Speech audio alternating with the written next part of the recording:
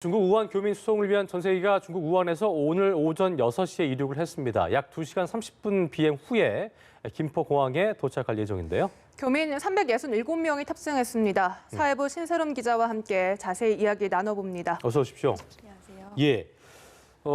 저희가 말씀드린 대로 중국 우한에서 이제 한국민을 태우고 데려오는 전세기가 출발을 했는데 당초보다 좀 늦게 출발을 했죠? 맞습니다. 예. 교민 수송을 위한 대한항공 여객기는 우리나라에서는 9시쯤에 출발했는데요. 예. 우한공항에 도착한 것은 오후 11시 30분쯤이었습니다. 네. 한국 교민과 유학생 등 전세기 탑승을 신청한 사람들은 모두 오후 9시까지 이 테너 공항에 집결했고요. 예. 현지 시간으로는 오후 8시인데요. 우한 시내에 있는 장소에 모여서 우한 주재 한국 총영사관이 제공한 버스 등을 이용해서 이 공항까지 이동한 것으로 보입니다. 현지 시간으로 2시 45분에 우한을 출발할 것으로 예상이 됐는데 말씀하신 것처럼 약 2시간 정도 지연이 돼서 5시 5분에 이륙했습니다. 예. 우한과 한국의 시차가 1시간 정도니 이 한국 시간으로는 6시 5분에 이륙한 겁니다. 네. 정부 당국자는 예상보다 이렇게 출발이 늦어진 것에 대해서는 이 중국 당국의 검역이 있은 뒤에 한국 측의 검역 과정이 매우 꼼꼼하게 진행돼서 오래 걸린 것으로 안다고 설명했습니다. 김포에 도착할 예정 시간은 8시 13분 정도로 예상됐습니다. 그렇군요. 검역 과정이 좀 지연되면서 출발 시간이 늦어졌고 우리 시간으로 새벽 6시 5분에 출발을 했습니다. 그렇다면 이 우한 교민 300여 명, 367명이 이제 도착을 하면 어떤 또 검역 과정을 거쳐서 입국을 하게 되는 건가요? 네, 이 전세기로 우한에 있는 교민들을 데려올 정부 신속 대응팀은 출국 전에 약식 회견을 열었는데요. 우선 탑승하기 전부터 이 양국의 의료진과 검역관의 검역을 거쳐서 무증상자만 탑승하도록 하겠다는 입장을 밝힌 바 있습니다. 네. 실제 예상보다 출발이 늦어진 것도 말씀드렸던 것처럼 한국 측의 검역 과정이 좀 꼼꼼하게 진행됐던 것이 이유인데요. 김포공항으로 입국할 때 역시 2차 검역을 거치게 됩니다. 발열 증상이 있는지 두 번째 검역을 또 거치면서 이 공항을 통과하게 되고요. 증상이 없다 하더라도 충남 아산의 경찰 인재개발원이나 진천 국가공무원 인재개발원 이 두 곳으로 나눠서 14일 동안 격리 수용될 예정입니다. 정부는 오늘 중으로 또 대형 전세기 한 편을 추가로 보내서 남은 교민들을 태우고 돌아오겠다는 방침인데요. 이 전세기를 보내는 것에 대해서는 아직 중국 측과의 협의 절차가 남아 있습니다. 그렇군요. 한국 교민하고 또 우리 유학생들이 어제 우한 테너공항에 집결해서 9시쯤 출발을 했다고 했는데 이 과정에서 교민들이 이동에 어려움을 호소했다고 하더라고요. 귀국 과정도 좀 짚어볼까요? 네, 귀국할 때 이제 이동 수단이 없다라는 것이 가장 많이 나왔던 이야기인데요. 예. 대부분은 외교부에서 제공한 버스를 타고 이 공항까지 이동한 것으로 보입니다. 이 공항 톨게이트에 와서도 여권 검사 등이 있었고 공항 내부로 들어온 뒤에는 문진표를 작성하고 출국 수속을 밟은 것으로 보입니다. 이 우한과 인근 지역에서 전세기로 귀국을 신청한 사람은 720명 정도로 집계가 됐는데요. 이들 중에 한 절반 정도가 1차로 전세기에 탑승한 겁니다. 네, 절반 정도가 탑승을 했다. 사실 당초 정부 계획을 살펴보면 30일과 31일 두 차례 약 2대씩 나눠서 총 4대를 투입할 예정이었는데 이것이 지연이 됐고 또 축소가 되면서 어제 2대 모두 출발하지 못하고 한 대만 출발했단 말이에요. 이게 사실 좌석 간에 이 약간의 거리를 두기 위해서 좀 전염 가능성이 있기 때문에 그 이유였는데 이렇게 촘촘하게 배치를 한 상황도 괜찮다고 볼 수 있습니까? 네, 말씀하신 것처럼 이 교민들이 밀폐된 공간 안에서 2시간 동안 함께 있게 되는데요. 이것이 우려됐기 때문에 이 전세기를 2대로 나눠서 다이아몬드의 배열식으로 탑승을 할 계획이었는데 예. 이 중국 측에서 한 대만 허용을 하면서 결국 좌석 배치가 매우 촘촘하게 이루어지게 됐습니다. 예. 교차 감염에 대한 우려도 당연히 더 커질 수밖에 없는데요.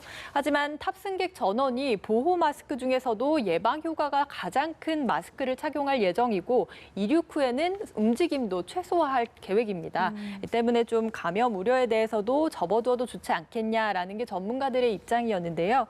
승무원들 역시 마스크랑 장갑 또 방호복을 착용하고 기내 서비스는 최소화해서 승객과의 접촉을 줄일 계획이라고 합니다. 네. 또 이 항공기 자체도 헤파 필터라는 공기 순환 시스템이 장착되어 있기 때문에 예. 공기를 걸러주고 또 좌석의 열마다 개별 에어 커튼이 작동되기 때문에 또 공기를 통한 감염도 최소화할 수 있을 것으로 보입니다. 또 공기로 전파되지 않는다는 전문가들의 의견도 있는 만큼 이 예. 기내 안에서의 전파 가능성을 높게 볼 필요는 없다는 게 전문가들의 조언입니다. 알겠습니다.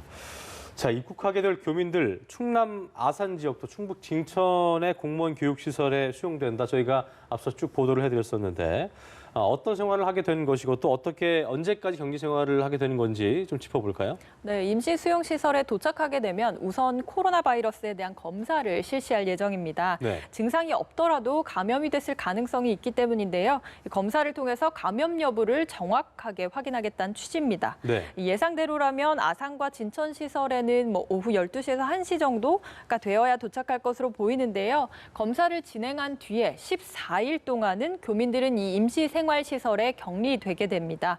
이 시설에 머무르는 동안 외부 출입이나 면회도 금지가 되고요. 예. 또 대신에 정부는 의료진을 상시 배치해서 이 교민들의 건강 상태를 수시로 점검할 계획입니다. 예. 12세 이상의 교민들은 1인 1실 사용하는 것이 원칙인데요. 함께 수용된 교민 간의 만남도 때문에 제한되게 됩니다.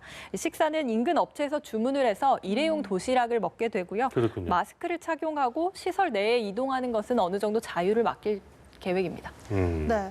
사실 이렇게 철저하게 격리를 한다고는 하지만 지역 주민들 입장에서는 좀 불안하고 반대를 하는 것도 이해가 되긴 하거든요. 이렇게 주민들의 극심한 반대가 있는데 무사히 귀국을 해서 이 우한 교민들이 이 시설까지 또 무사히 갈 수 있을지도 염려가 되는 부분입니다. 네, 맞습니다. 말씀하신 것처럼 우리 교민들이 수용되는 것을 반대한 지자체들의 집회, 주민 집회가 어제 밤 늦게까지 이어졌습니다. 그렇습니다. 어제 오후 9시에는 진천 주민 300여 명이 국가공무원 인재개발원 앞에서 우한 교민의 인재개발원 수용을 즉각 철회해달라는 이 피켓을 들고 집회를 했습니다. 이 때문에 진영 행정안전부 장관이 이곳을 방문해서 또 주민 간담회를 열기도 했는데요. 네. 주민들은 이 간담회를 열고 나서도 우리가 원하는 답을 받지 못했다라며 정부를 비판했습니다. 이곳에 있는 이장협의회장 말을 들어보면 이제 늦은 밤까지 집회를 하고 귀가한 뒤에 오늘 또 교민들이 도착하는 시간에 맞춰서 다시 집결할 계획이다 이렇게 설명했는데요. 경찰은 경력을 투입해서 이 주민들이 차도로 나오지 못하도록 막을 계획입니다. 이 진천뿐만 아니라 충남 아산 역시 상황은 마찬가지입니다. 진 장관이 이곳도 찾았는데요. 주민들이 도로를 막아서고 또 경찰과 충돌하기도 했습니다. 어쨌든 큰 충돌 없이 정부가 좀 중재를 잘 해야 될 것 같다는 생각이 들고요. 저희가 앞서 맨 처음 기사로 보도해드린 것처럼 그 세계보건기구가 역대 6번째 비상조치, 그러니까 국제적 공중보건 비상사태를 선포했는데 상당히 의미가 있어 보입니다. 오늘 긴급위원회가 소집된다고 하죠? 네, 맞습니다. 이미 소집이 돼서 새벽 3시쯤에 발표가 될 것으로 예상이 됐는데 조금 늦게 발표가 됐습니다. 예. 이 국제적인 비상사태가 선포된 건데 이 WHO는 한국 시간으로 새벽 5시쯤에 신종 코로나 바이러스와 관련한 국제 비상사태를 선포했습니다. 이 비상사태는 말씀하신 것처럼 전염병이 국제적으로 퍼져서 다른 나라의 공중보건에까지 위험이 된다고 판단될 때 선포됩니다. 이 비상사태가 선포되면 이제 예. 총력전 태세에 들어간다고 보시면 되는데요. 해당 지역에 대한 체계적인 조사도 할 수 있고 또 의료진과 장비, 자금 지원도 하게 됩니다. 예. 이렇게 국제적 비상사태가 선포된 것은 이번이 6번째인데 조금 다른 점을 보자면 이 중국을 비롯한 위험 지역의 여행과 국경 이동 제한 권고는 이루어지지 않았다는 점입니다. 예. 중국이 세계 경제에서 차지하는 위치를 고려해서 이 타격을 최소화하기 위한 결정이 아닌가 이렇게 풀이됩니다. 사실 일각에서는 이 WHO의 이 비상사태 선포가 조금 늦은 것 아니냐 이런 비판도 있고 왜냐하면 그렇습니다. 뭐 위험 단계를 격상했을 때도 뭐 잘못 포기했다 이런 말을 했기 때문에 일단 보면 강제성이 없는 거죠. 이 국경 간 이동에는. 네, 맞습니다. 여기 WHO가 이렇게 결정을 내리고 나서 권고한 모든 권고안들은 강제성이 없습니다. 예. 때문에 각 국가에서 자발적으로 시행하는 것이 매우 중요한데요. 앞서 말씀하셨던 것처럼 비상소집위원회가 22일과 23일 이틀에 걸쳐서 열렸다가 어제 열렸습니다.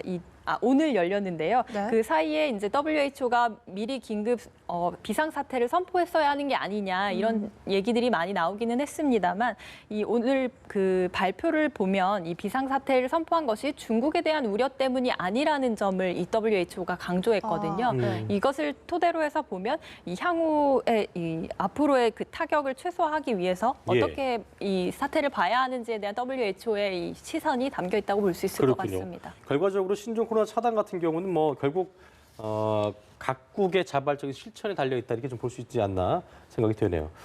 자, 그리고 국내 상황 많은 분들이 주시하고 계시고 국민분들께서도 궁금해하는 부분일 텐데 참 우려되는 부분인 것 같습니다. 어제까지 국내에서 확인된 신종 코로나 바이러스 감염증 확진자가 모두 6명인데 이게 2차 감염 사례가 처음으로 나왔다고 하더라고요. 맞습니다. 예. 사흘 만에 2명이 확진된 건데 그중에 1명이 2차 감염자였습니다.